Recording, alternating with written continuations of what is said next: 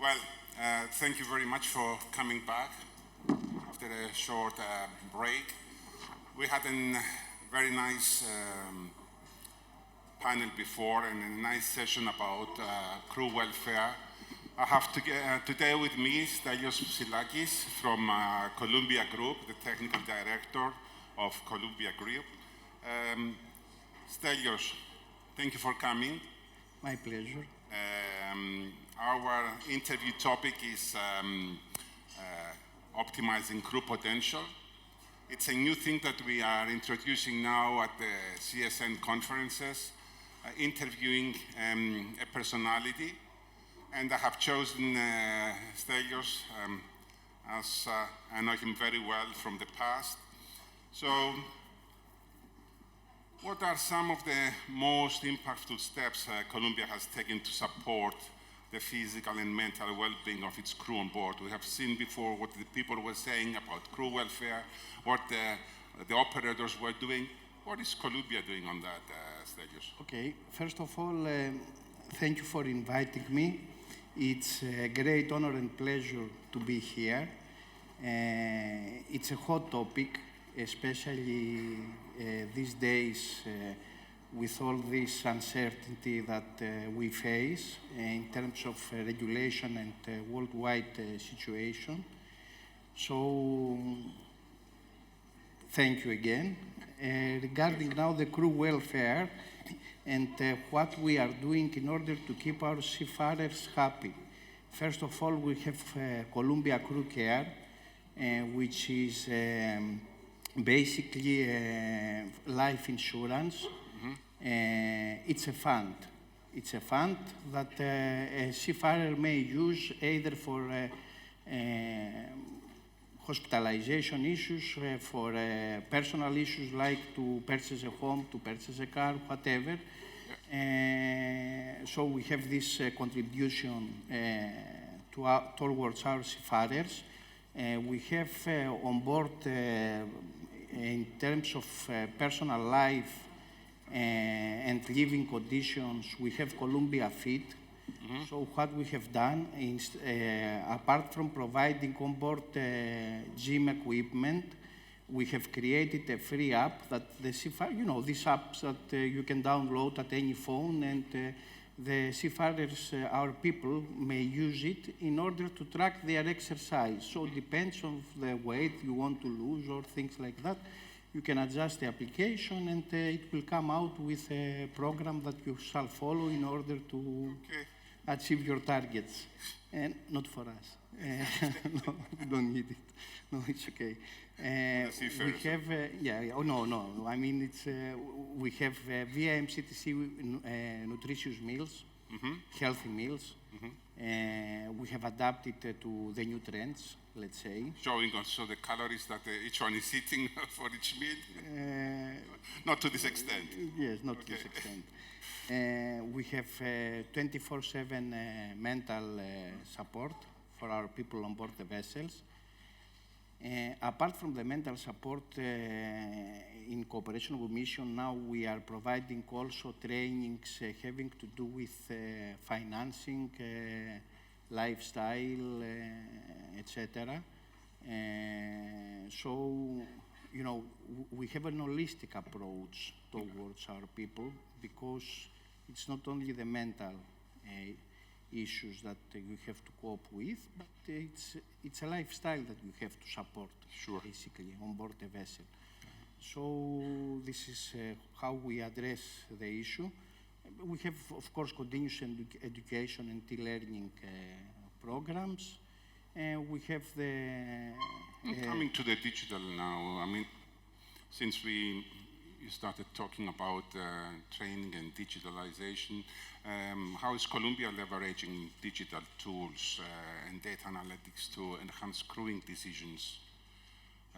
What are the tangible benefits you have observed? How we address the issue.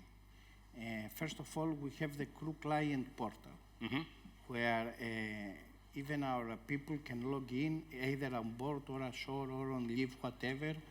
And at any point, at any given time, basically you can track your people, where they are, certifications, whether there are any overdue items that you have to take care prior their embarkation on board the vessel. So basically we have enhanced connectivity with our people on board and ashore, and with our clients at the same time. This is one thing. The other thing that we are doing, we have POCR. You know POCR as a performance analytic tool. It's not only a performance analytic tool. Basically, we match people with vessels. So what we are doing, we have Pangea, and we are monitoring not only the overdue items that we have on board in terms of maintenance of equipment, but we also monitor the performance of a vessel under a specific shift. So in example, if you have a vessel that with the specific team on board is underperforming, this will trigger an alarm for us. So basically, we match people with vessels and with targets. Have you introduced AI into that or not yet? Correct. With the assistance of the AI? Correct. And with VR, AR, and micro-learning shaping the future of training, how is Columbia integrating these tools, and what kind of return of investment have you seen so far? I will tell you. With VR, we have not completed yet, but we have scanned quite a number of our fleet vessels. And what we are currently doing, we are providing our people with specific training prior boarding the vessels. This way you save time. Of course, you save time, you reduce costs, and you have personnel trained prior boarding. So this is what we are doing. It's not only VR. It's a combination of tools that we are using in order to assist our personnel to cope with our day-to-day tasks. We have the micro-learning, we have the cooperation with Adobe, where through videos, sketch, people are trained, short trainings, less than 10 minutes. You can train on board or ashore. You don't need internet in order to you need internet only for logging into the system. And afterwards, you can stream without without using. Basically, there is no need for connectivity. So, in order to save data, so you need connectivity only when you are logging into the system, and thereafter, you don't need anything else, basically. How are you nurturing leadership and soft skills among your seafarers to support long-term career growth and strengthen on-board culture?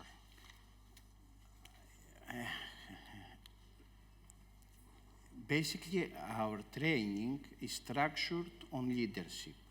So the training that we provide to the junior officers, we are trying to improve their soft skills, communication,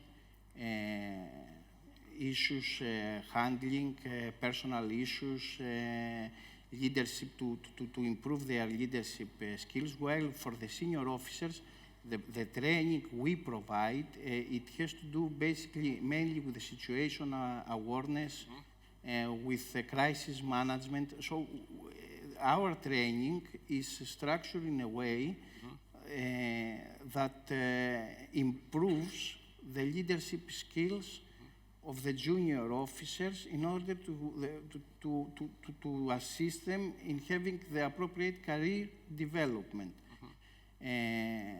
We offer position ashore for our people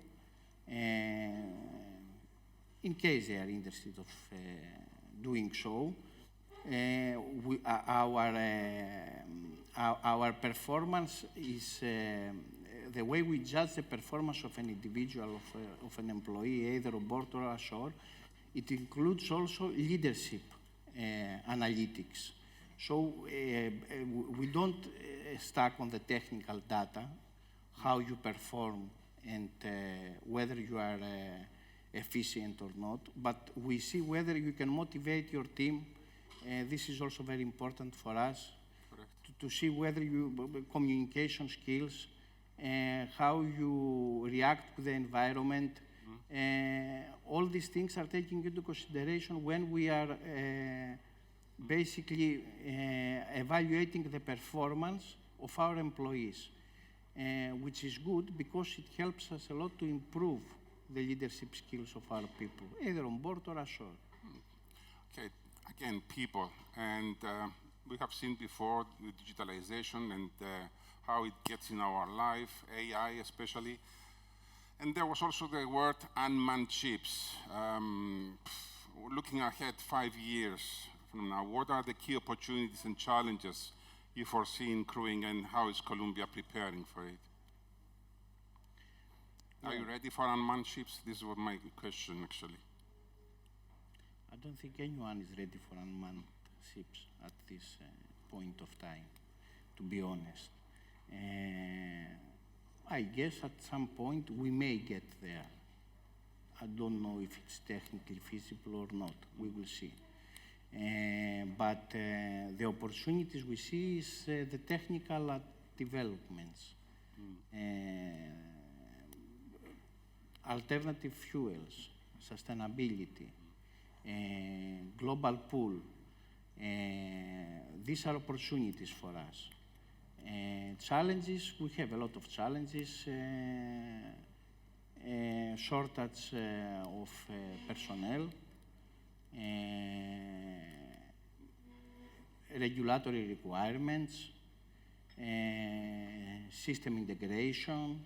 There are a lot of challenges that we are trying to address, especially you had a discussion earlier having to do with the safety management system and all these things, and how we address all these things.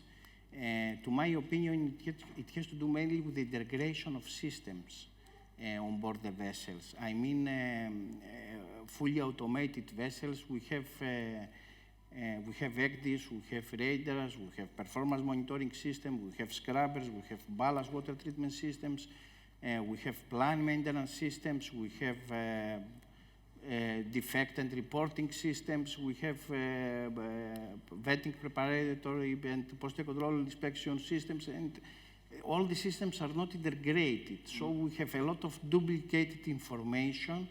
There is a lot of effort.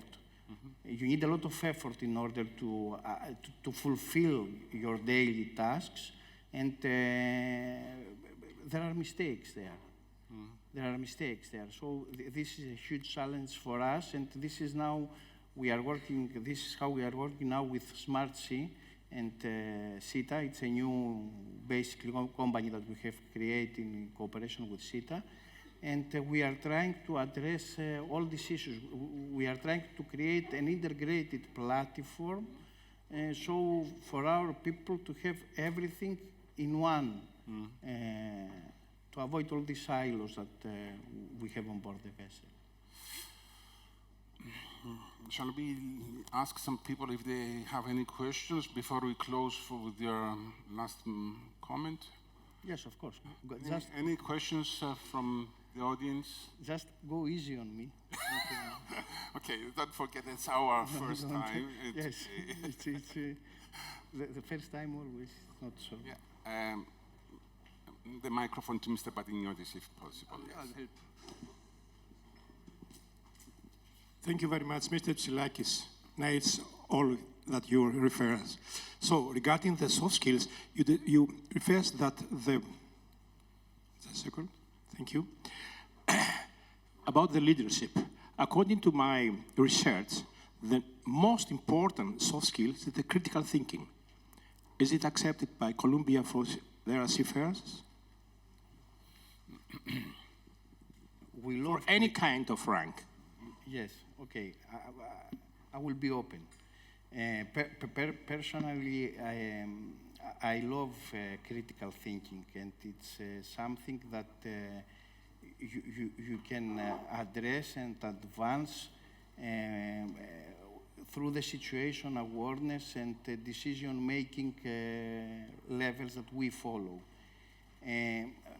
But you need to be careful because the regulatory requirements and the current industry requirements are such that, in a way, critical thinking is there, but you need to somehow, to manage it. And okay, that means that the officers from office should have the opportunity or the capability to manage the seafarers. Correct. Not easy. Not very easy. Not easy.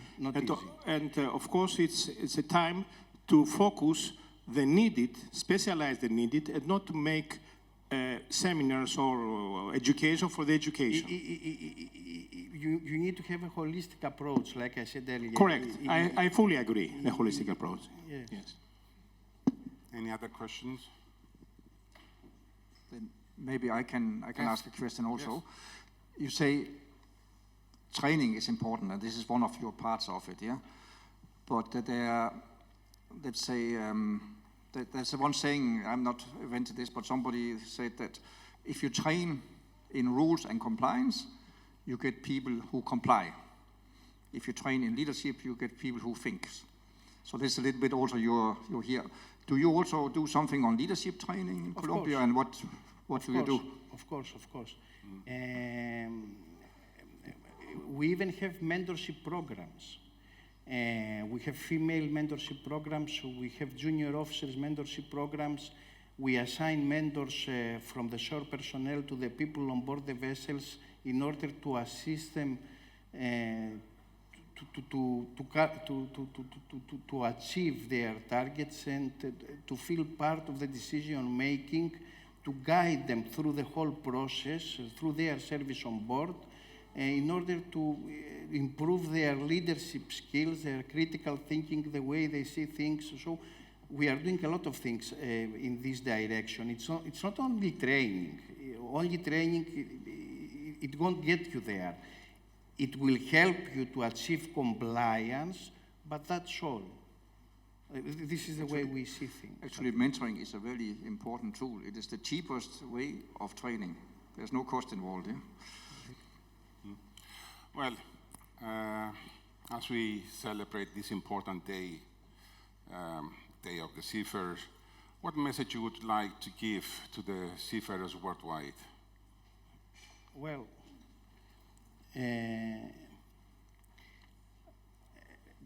these days, with all this state-of-the-art applications, and although we are so connected, in a way, I still feel alone. And imagine that if we feel like this, imagine our seafarers on board the vessels. I mean, we are talking about people that when the world sleeps, they are the lifeblood of the global trading. I mean, these people, they make our living comfort, and they are there for us. When we sleep, they navigate storms, they cross oceans. I mean, these people, they give their life in order for us to enjoy all these things. So what I want to say is a big thank you. I want to say to them to not only to look out, but also to look after each other, because these days we need each other more than ever. This is my feeling. I want to say that we are grateful for their service. We are grateful for their dedication, for their professionalism. We are grateful for their safety, approach to safety. Indeed, shipping industry today is safer than ever. So just a big thank you to our people on board. They are our greatest asset, and a big thank you, nothing else. I would like to thank you also, Stylianos, for this interview. It was our first time. I hope not the last. It's not going to be the last. No. Thank you very much. We need to move on now to the next speaker. Just a second, they want to take us a photo.